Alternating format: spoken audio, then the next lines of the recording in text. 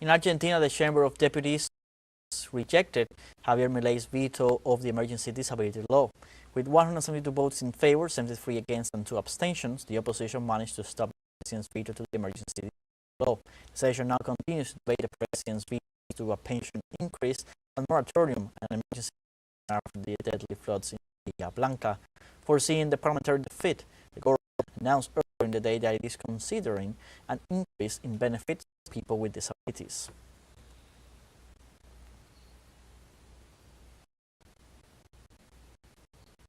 In this context, leaders gathered again Wednesday in front of Argentina's Congress and deputies the final repeal of Javier Milei's vetoes to pension laws. The rally included trade unions, social organizations, pensioners, people with disabilities, and their families, who chanted slogans accusing the government of neglect and cruelty and rejecting the president's vetoes to the pensions laws.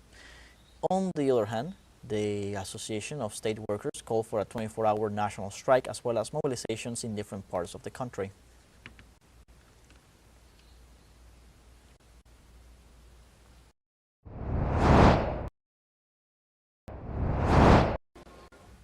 And Afghanistan authorities reported that at least 79 people died and 2 others were injured in a bus accident in the province of Herat in the west of the country.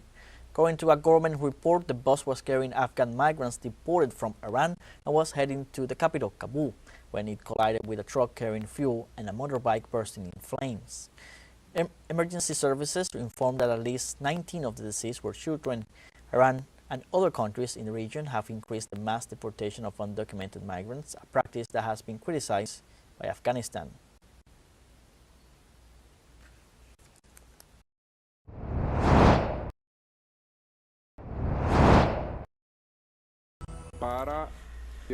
To govern some peoples of the Bolivarian Alliance for our America, ALBA TCP. Today, August 20th, Wednesday, in a clear afternoon, a shining afternoon from Caracas, Venezuela. Greetings to all. Well, ALBA has always been active, and I congratulate the foreign ministers that proposed the making of this 13th extraordinary summit to update everything that has to do with the constant cooperation plans and to go over the current hectic context, which has been incidentally very hectic, that we have in the continent, Latin America and the Caribbean, a territory in dispute between the strength of the people that want independence, the people that want progress, and deep projects, and the occult forces of the U.S. empire. It's a constant struggle. ALBA came from the result of that struggle. This Bolivarian Alliance for the peoples of our America, that has been and will continue to be an alliance for peace, for overcoming poverty, for cultural and education cooperation, economic and trade cooperation, for the struggle against the climate emergency and the mitigation of so many natural disasters that we have experienced. This Bolivarian Alliance that works for the profound union of our America, that saw from their hands the community of Latin American and Caribbean states rise,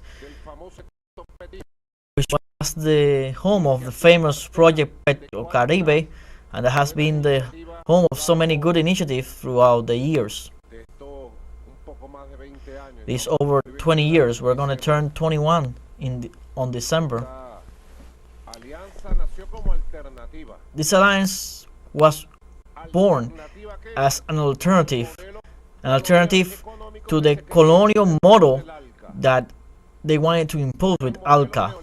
It was a neoliberal model that they wanted to impose as an agreement to be fulfilled, where the economy of the 33 countries of Latin America and Caribbean would be subordinate economies, control economies by the U.S. economy. There was a lot of struggle on the streets in the 90s, in that first decade of the 21st century. A lot of promotion was given in that summit of the Americas in Mar del Plata, and from the heat of that struggle between a project that is our own, humane, executed and built by our people from our own identities, that protects our peoples, that's where the Bolivarian alternative for the peoples of America came to me. And from these last years, the Alliance developed many work programs for the eradication of illiteracy, the miracle operation which returned sight to our workers, our rural workers in neighborhoods all over our continent. This came from the Sandino Agreement. It's also celebrating an anniversary these days. Integration in health. The successful experience of the family doctor that Fidel created in the Cuban Revolution. We did the same in Venezuela. An extraordinary revolution in health, in everything that has to do with science, ethics, and morals. Behind me, you can see Dr. Jose Gregorio Hernandez. We reivindicate him as our saint, the first Catholic saint. And Dr. Jose Gregorio Hernandez, in life, he did what Cuban doctors do today all over our continent, in Africa, in Asia. Provide love, provide health and solidarity. Practice a humane medicine. Our people is deeply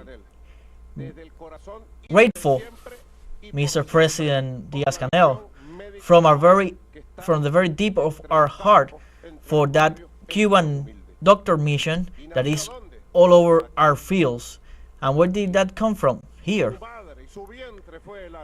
Its womb was Alba.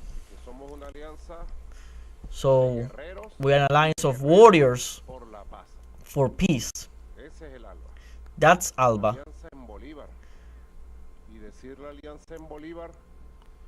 An alliance in Bolivar, and which is the same to say an alliance in Martí. An alliance in Sandino as well. General of men and women of free peoples. This is to say also an alliance in Fidel, in Chavez, and Raúl. It is to say the alliance of Tupac Takari, of all our heroes. So it's always important that Alba, if it is a characteristic of ours, is the first in the great events, as some people used to say when they broadcast the World Cup, the Football World Cup, always first in the great events. That's where Alba is always going to be, in solidarity, in union, in our capacity to denounce the imperialist aggressions. Alba is always going to be first, together, accompanying the people of Palestine against genocide and massacres. Mr. Foreign Minister Ivan Hill, Executive Secretary of ALBA, Raul Lee, Vice Minister of Caribbean, dear presidents, foreign ministers, prime ministers, ambassadors. It's impressive the images that we see here. Where you go to a social media or another one, it is astonishing. It's astonishing to see how they kill Palestinian children by the thousand that go looking for water, that go to look for food, and they are killed with high precision missiles live on social media. If something characterizes this time that we are experiencing, and from which we would come out stronger and victorious, is the cruelty and the normalization of the use of force, of the threat of use of force, and of crime in all its expression. Crime in all its expressions. To shell noble peoples, unarmed people, defenseless as the Palestinian people. And ALBA is there, bravely denouncing, accompanying the great global movement, powerful movement of solidarity with the Palestinian people, that sooner or later will accompany the Palestinian people for the refoundation of the states, its independence, and the territory that they have a right to. So we carry that spirit of Morazam, the great liberator of the Central American lands, of Maurice Bishop, who still smiles in front of the people of the Caribbean, Chatelier, Edward Leblanc. We are Bolivar. We are Sucre.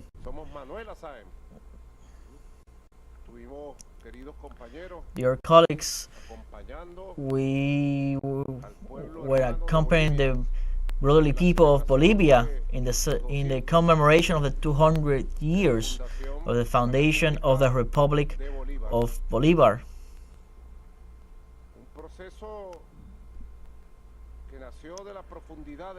A process that came from the deep of the people of High Peru, in La Paz and Cochabamba, where they cried the first shouts of independence of all South America. We could probably say of all our continent, without internet, without WhatsApp, coordinated telepathically by soul, together with the people of Quito. Then came the other shouts of independence, April 19th in Caracas, then Buenos Aires, and so on. From that time, at the beginning of the 19th century,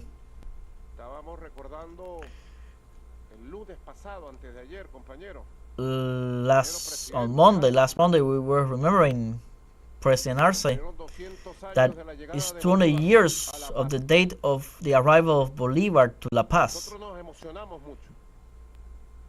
We get very emotional because we have a great love for history and for the people of Bolivia.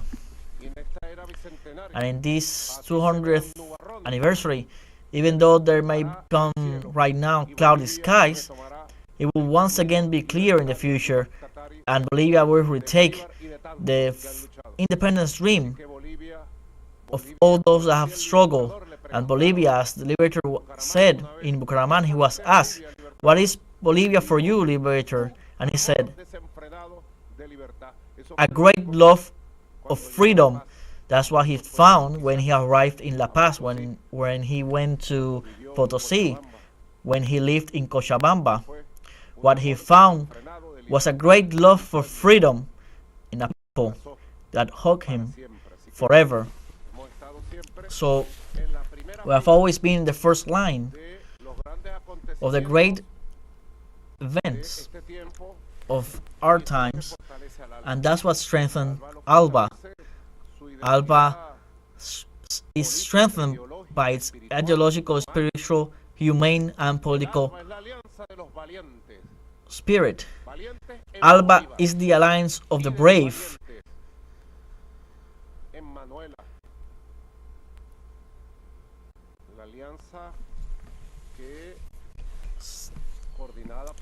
It's an alliance that is constantly coordinated, brings hope for the rebellious people that fight for their own projects. We have to see where all the places that this alliance reach. It is impressive. The social movements of Alba have also come out and denounced and took their part in the face of all the incidents. Alba is not an organization that is frozen in time. It is an organization that is on the field and continues to evolve, providing response in different fields: cultural, economic, diplomatic. Now we are seeing a moment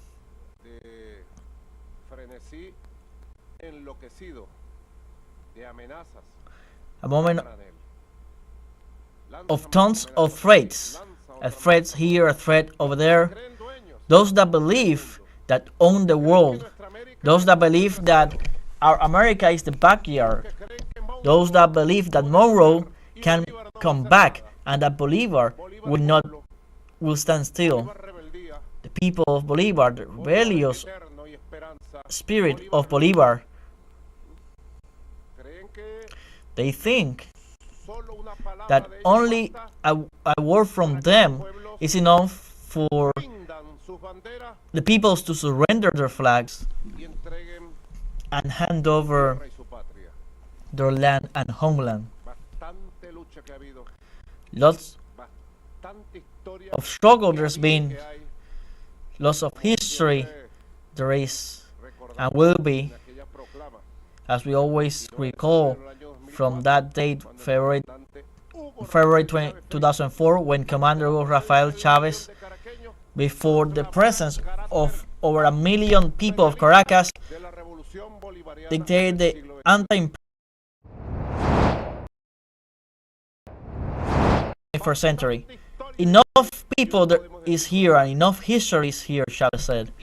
And we can say together with Chavez as well that there is enough capacity of struggle for any scenario we have here. And there's a lot of decision and will and a lot of union to continue moving forward on the path that we believe in. What is our path? A deeply humane democratic project. What is our path? Well, it is peace. Peace with life. Peace with rights. Peace with independence. Peace with sovereignty. Peace with dignity. Which is our path? Union. For the emancipation of all our continent. Our path is our own economic, cultural model with our identity. Which is our path?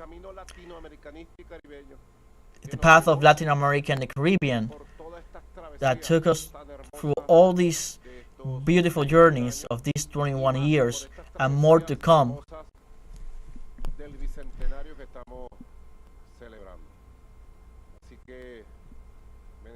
So Venezuela must know that Alba is standing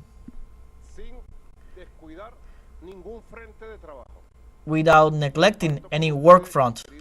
I share with you, dear brothers and sisters, here is our guide of our planning guide that is called 7 Fundamental Battlefronts, and none of them can be neglected. They must be taken care harmoniously, simultaneously, and always with the people. With the people, everything, and without the people, nothing. That's another of the important slogans that we have learned of all these years of struggle and victories.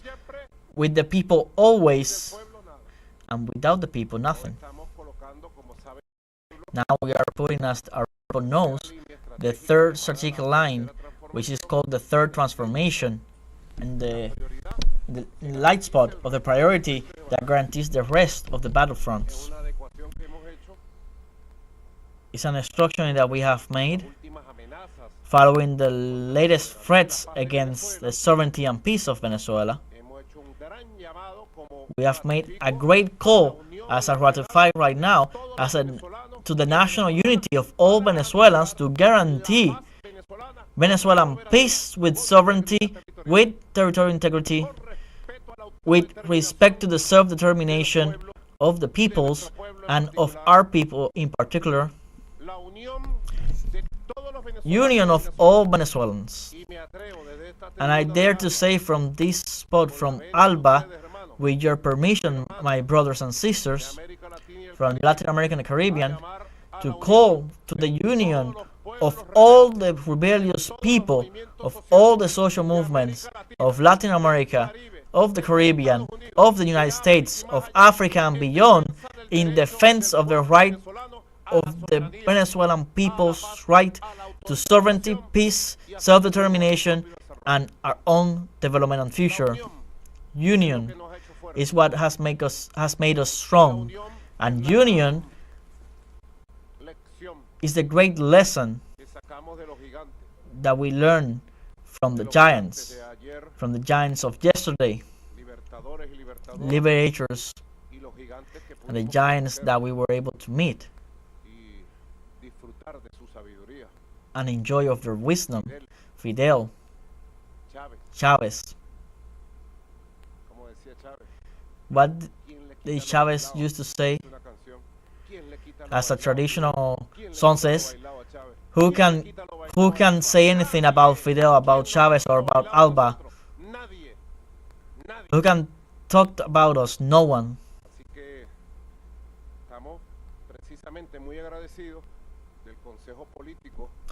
So we are deeply grateful from the Political Council, the Executive Secretary of Alba, for calling this public meeting through one of these formats, which is in video conference, always combining face-to-face with video conference. The ministers and councils usually are very dynamic, very active. They talk.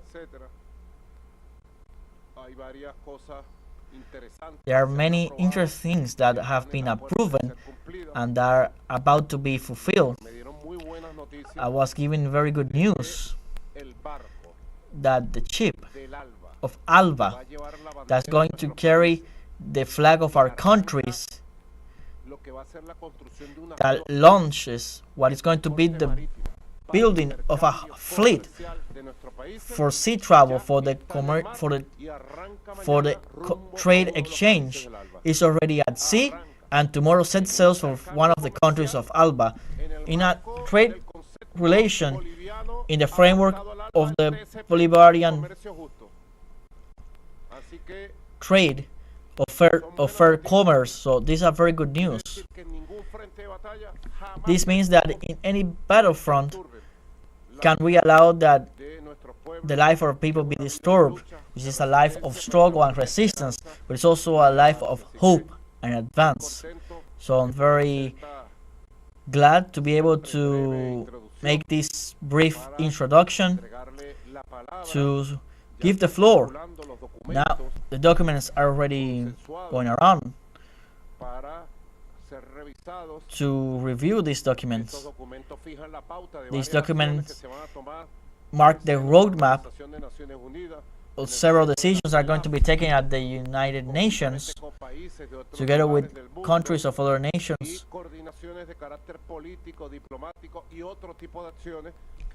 and many different actions that will allow us, as always, to face this moment and to come out victorious and new lessons learned. My greetings, my embrace.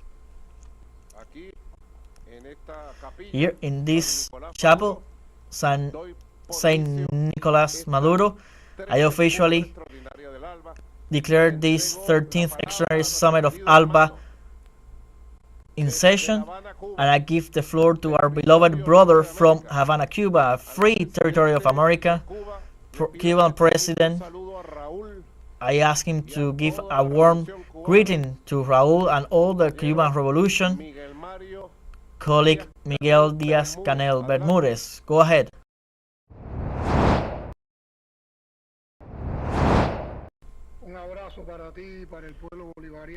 A hug also for you and for the people of Venezuela, the legitimate president of the Bolivarian Republic of Venezuela.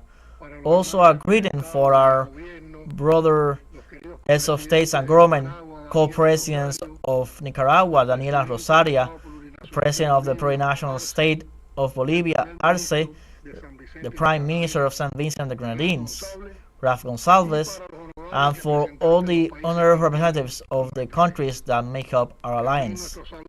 Also our greeting for Juan de Peña, the executive secretary of ALBA TCP, that has worked intensively since he took this responsibility. In first place,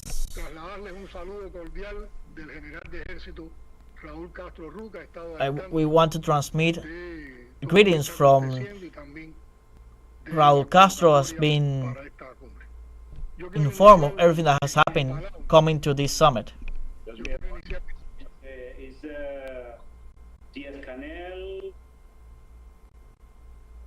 Yo quiero iniciar mis palabras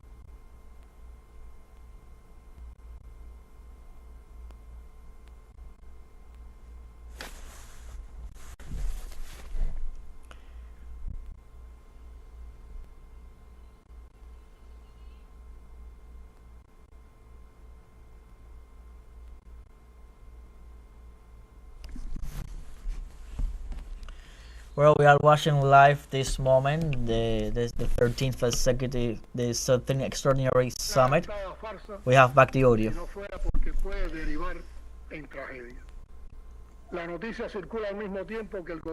The news is coming around at the same time that the government of that country violates all norms of international coexistence and puts a price on the head of the legitimate president of the Bolivarian Republic of Venezuela. What I just read is a brief fragment that is filled of memory of Casa de las Américas that has strong ties with creators of North America. The denunciation that they have made from their headquarters in Havana is an urgent cry from our thinkers, from our think tanks, of the power of unity to which you were referring to defeat the imperialist plans. So these are moments of great challenges. Imperialism in its offensive evidences that has no intention to stop before the limits imposed by international law, the UN Charter, and decades of resolutions and regional declarations and universal declarations against coercion, threat, interference in the internal affairs of other states, and interventions. The announced measure that the United States pretends to give to its agencies to act against criminal groups within the borders of other states is an unacceptable threat of aggression against sovereignty of the countries of the state, an aggression also of the regime of peace and cooperation in Latin America and the Caribbean that we have strived so much to guarantee.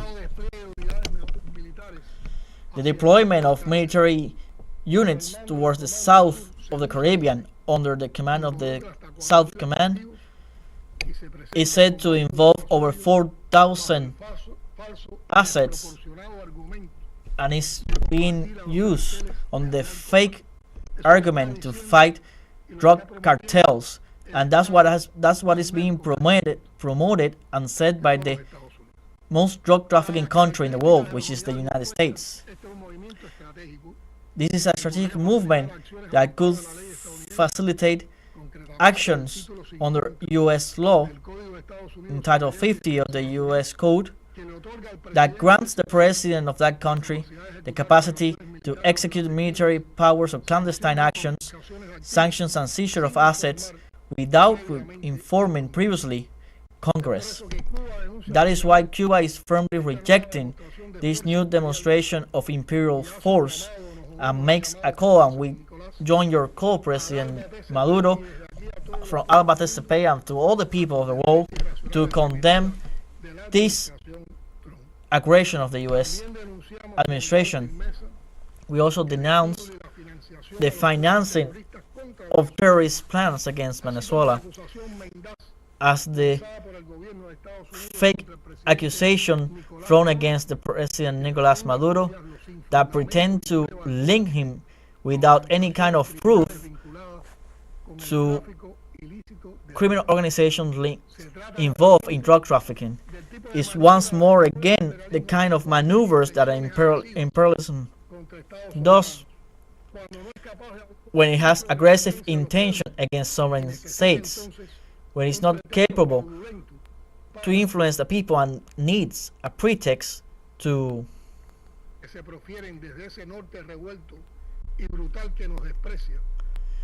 from that north that hate us, as Jose Marti says, is part of a scheme that intends to reactivate the Monroe Doctrine, which is key in the interventionist actions of the U.S. in our hemisphere.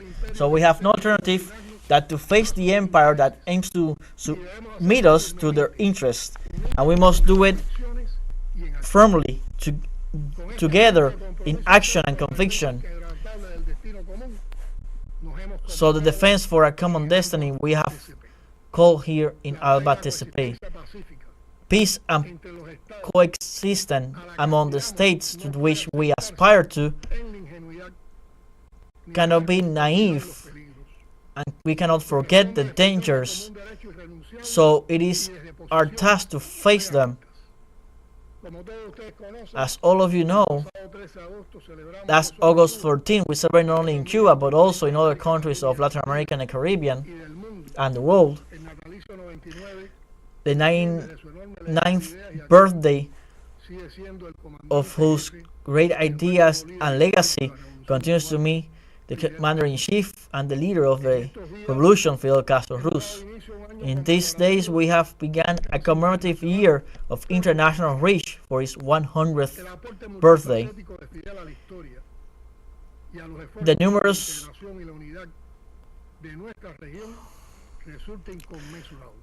numerous support of Fidel to our history and all that he brought for our solidarity in the region and our union cannot be forgotten. Our action must honor all these actions of Fidel and all other heroes, and today they are our compass to our actions, following as well the ideals of Bolivar and Martí. Fidel also strived to reach the unity of our peoples based in an anti-imperialist ideology, and told us that the battle is not only in the economic sphere but it's also cultural and moral. With these experiences and ideas, we are called to face the threats that loom not only on a group of our country like Cuba, Venezuela, and Nicaragua, which have lately become the favorite target of U.S. coercive measures, but also impact all the peoples that have decided to on their own destiny. The defense to self-determination and solidarity between brotherly nations is a mandate of history that has brought us here. The United States, what is their aim? Their aim is to rule us with their oppression policies. They aim to weaken us with hate speech and destabilization actions. But our history, and we cannot forget this, is marked by indigenous ancestors and also from the best and popular bequeathed by Africa, Asia, and even Europe through the resistance and victory of Korea's people. So from that accumulated knowledge and feeling that ancestors bequeath us, we cannot stop demanding in every space, in every expression of condemnation of imperialism, that the genocide in Gaza comes to an end. The threats that today loom over Venezuela are based in the same philosophy that have turned a small enclave of land in a hell on this earth. It's enough of Zionist occupation and complicity. All crimes have perpetrators and accomplices to be able to sustain in time. Israeli Zionism and U.S. imperialism interchange their roles in their criminal actions, and Cuba knows this well because in its genocidal blockade, empire has always supported with the support of the genocide Israeli regime. Dear beloved brothers and sisters, we are proud that ALBA participates always at the front in the denunciation of these crimes and is a voice to condemn the U.S. coercive actions. This struggle is against the dangers that loom over peace, that threaten peace in our region,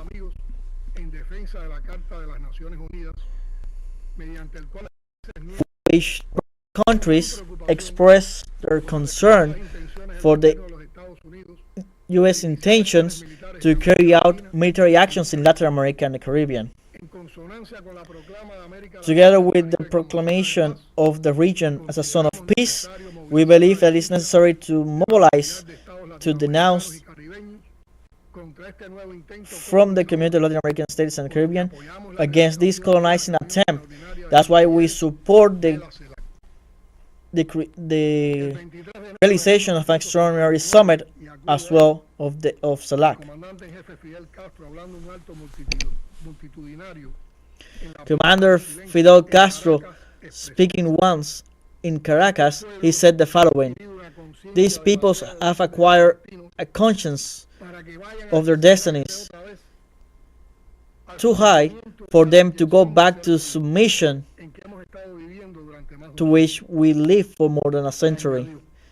And he added, "These peoples of America know that their inner strength is in union and that their continental strength is also in unity." Cubans share this conviction. The blood of our heroes was not shed in vain, and if it came time to defend with our own life the sacred soil of our homeland, we will fulfill that duty with the highest of honors. Dear friends, neither the aggression, the threats, political pressure, misinformation campaigns are enough to break the essence and surrender the Latin American and Caribbean dignity if we stay together. Our strength is the strength of history and of shared ideals that are deep-rooted in the conviction that freedom and sovereignty of each country is the sovereignty and independence of all. I once again go back to the call of Casa de las Americas, as the think tanks said. If something is clear, and imperialism doesn't let us forget, is that it embodies for over 200 years the main enemy of the ideals of Martí and Bolívar. To that enemy, to the giants of the 7 leagues, we have to fight them through all means, without losing ourselves in discussions on the thousands of assets that threaten us. It is once more the moment of recount and united march. Maduro, brothers, sisters, creators, our founding fathers, may they guide us in this struggle, and that solidarity and unity be our shield. Only together for hope and love for our land, can we build a future that current generations and coming generations deserve. Long live the sovereignty and freedom of our peoples, and as Che once said, till victory always. And long live Cuba, brave and dignified and rebellious supporters of Fidel. Well, truly beautiful words, very strong words from President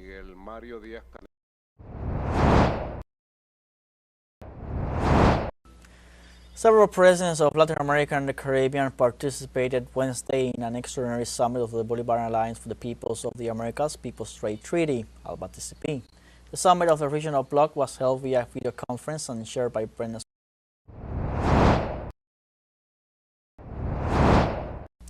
At least 112 Palestinian children died of malnutrition in the Gaza Strip Wednesday as a result of the Israeli regime's siege against the enclave. According to international organizations, the figure brings the total death toll from starvation and malnutrition in the area to 269 since October 2023. The situation has been the result of Israeli policy of extermination, which maintains a strict blockade in the region, preventing food, medicines, and humanitarian aid in general from entering the enclave. On the other hand, the World Health Organization confirmed that malnutrition levels in Gaza have reached alarming figures, with almost 1 in 5 children under the age of 5 suffering from acute malnutrition. Similarly, the United Nations Children's Fund warned that on average, 112 children in Gaza fall into the category of undernourished every day.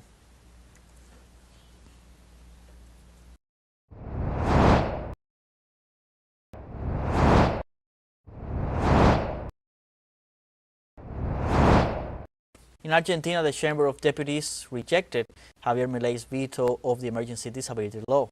With 172 votes in favor, 73 against, and 2 abstentions, the opposition managed to stop the president's veto to the emergency disability law. The session now continues to debate the president's veto to a pension increase and moratorium and an emergency after the deadly floods in Bahia Blanca. Foreseeing the parliamentary defeat, the government announced earlier in the day that it is considering an increase in benefits for people with disabilities.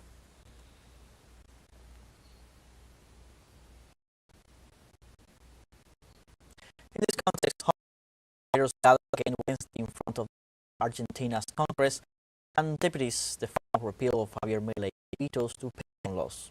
The rally included trade unions, social organizations, pensioners, people with disabilities, and their families, who chanted slogans accusing the government of neglect and cruelty and rejecting the president's vetoes to the pensions laws. On the other hand, the Association of State Workers called for a 24-hour national strike as well as mobilizations in different parts of the country.